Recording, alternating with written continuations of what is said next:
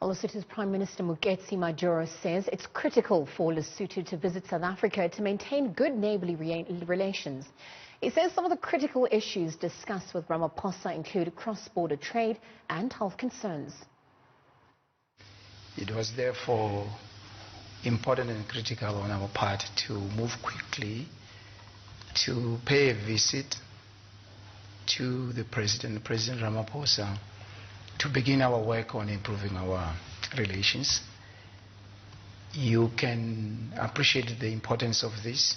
It takes place within the context of a rampant COVID-19 in our areas, but it was important to do so at this point in time.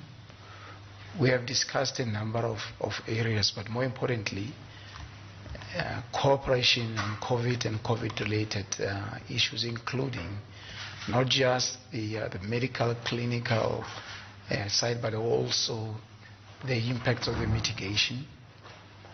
We have critical issues across the borders. While we have official borders, our people don't always recognize those, and so they cross at any place that they want to cross.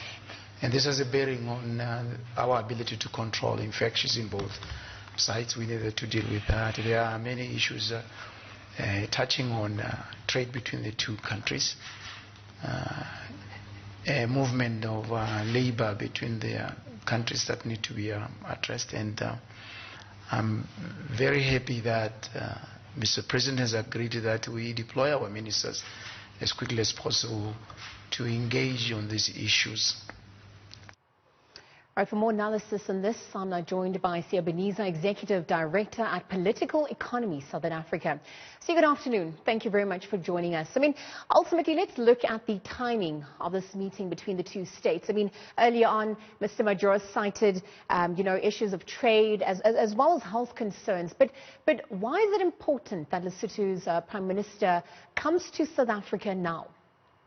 Sure. Well, you might remember that he was sworn in last month after the resignation of former Prime Minister Tom Tabane, and so this is one of his first visits. And obviously Lesotho having the closest ties with South Africa, geographic proximity, but also as members of the Southern African Customs Union, which is a quite significant contributor in terms of government revenue for Lesotho, but also trade amongst the countries, is of critical importance that Lesotho maintains its ties with South Africa. And then obviously this is a mutually beneficial type of relationship, because South Africa, particularly Gauteng, relies quite heavily on water imports from Lesotho. And you might remember that over the past 2 years, there have been a number of hiccups with the implementation of phase 2 of the Lesotho Highland Water Project, which is really what cemented the relations between the countries from the 1980s up to where we are today. And the expectation is that the phase 2 will then expand on what's already been there and further cement the ties between Lesotho and South Africa. But I think, on the top of the agenda between President Ramaphosa and President Majoro is definitely how they're going to maintain stability in Lesotho moving forward, and also contain relationships as SACU members, whilst also being able to deal with some of the hiccups on the Lesotho Highlands Water Project or some of the cross-border challenges that they've been having. So you're looking, as you just unpack some of the economic dynamics between the two countries over the past few years, I actually want to delve into the responsibility that perhaps the Basotho leaders in particular should take for the challenges that Lesotho has faced in recent years.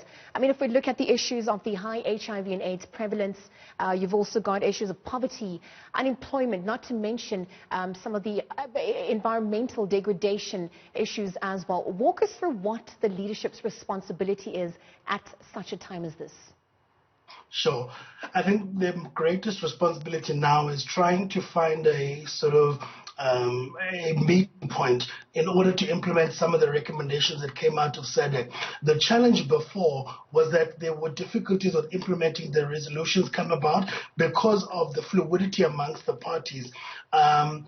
Challenges are that there's a lot of floor crossing, and now people who would be enforcers of some of the recommendations that come from SACU would be enforcing those against former allies, etc., who are now part of an opposition party because as a result of this fluidity amongst parties in the country. So the primary responsibility of Lesotho leaders now is maintaining that stability, but also implementing all of the recommendations coming out of SADC in order to avoid further tensions, in order to also avoid the most extreme result which would come from the instability is, SADC sanctions, as what we've seen what SADC did in 2014, 2015 with Madagascar, for example, where they were closed out in terms of the decision-making of the SADC regional body, but could attend on an observer basis until they resolved the domestic political instability. So that's really primary responsibility that Lesotho leaders have. But obviously Lesotho, being a much smaller country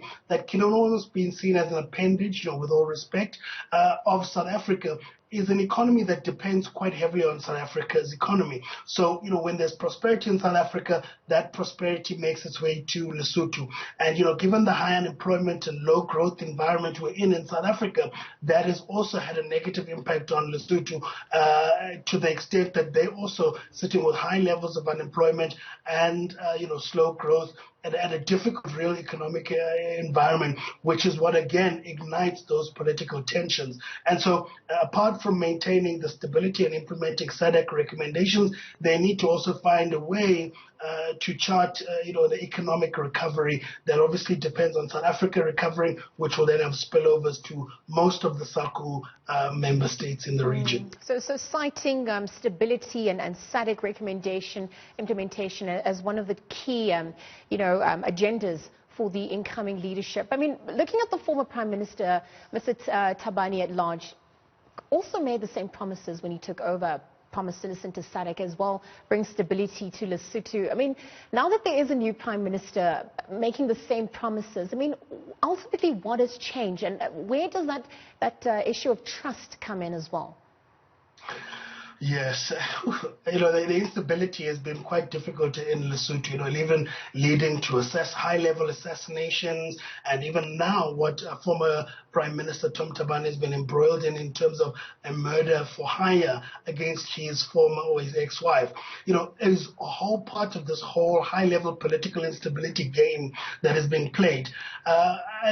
But I do think that the key contenders, and I think historically the key contentions have been between former Prime Minister Moeketsi and former Prime Minister Thabane, who have been at loggerheads with one another and have, in many instances with former Prime Minister Moeketsi using his private relationship with the king in order to dissolve parliaments where Tom Thabane was the Prime Minister at the time, in order to destabilize the government process in Lesotho. So I think now that there is a new player, things could be different in terms of someone who is outside the key contending members. But I think there still needs to be a lot more implementation in order to see whether this is just all talk. And I think the bigger challenge is that former Prime Minister Tom Thabane is still part of the All Basotho Convention and is still in the leadership of the political party, despite not being the Prime Minister, which I think will make it difficult for the law to take its course in terms of the allegations of his involvement in a murder for hire against his ex-wife, which is, I think, what a lot of Basotho are waiting to see in terms of the law taking its course such that they feel and understand clearly that no leaders are above the law. And I think this is a key area that Basotho leadership need to lead by example. Sia, I just want to end off with a two-folded question. Looking at, earlier on you cited some of the mutually beneficial projects between the two countries, South Africa and Lesotho. But ultimately, has South Africa done enough to perhaps provide solid advice to Lesotho? And then in the same breath, why should South Africa be worried about the well-being of Lesotho at large? Sure. I think, as I said earlier, the geographic proximity between the countries just makes it, an imperative that you cooperate.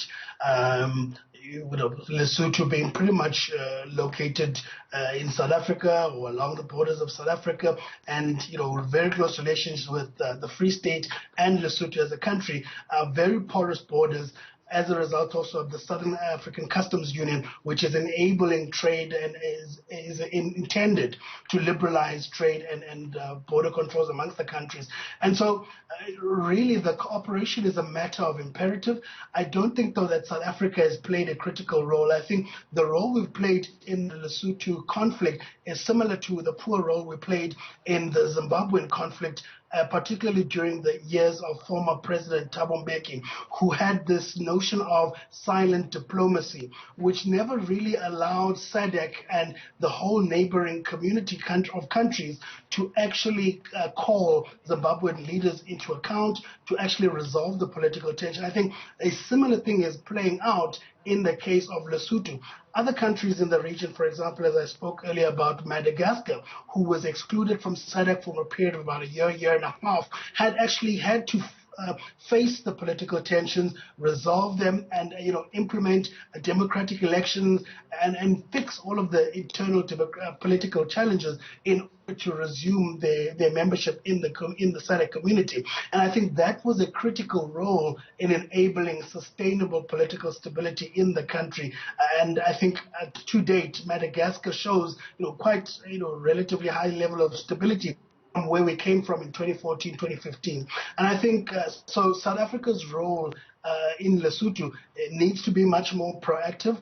And I think we really need to find a way to enable Lesotho and Basotho people to see the rule of law take its course, but also to make all of the commitments that will lead to a long-term sustainable political situation in Lesotho, unlike what we've seen where it will last for a couple, 2-3 years. There'll be a dissolution of the parliament, new snap elections, the leadership changes, etc.